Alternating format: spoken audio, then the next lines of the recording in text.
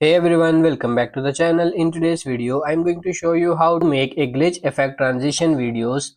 I'm going to show you in this Premiere Pro here. So first of all, just open up the Premiere Pro and I have these two clips on the timeline that I want to add the glitch shutter transition.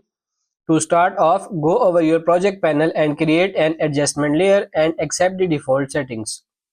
Then right click the layer and select speed/duration and modify the duration to 8 frames.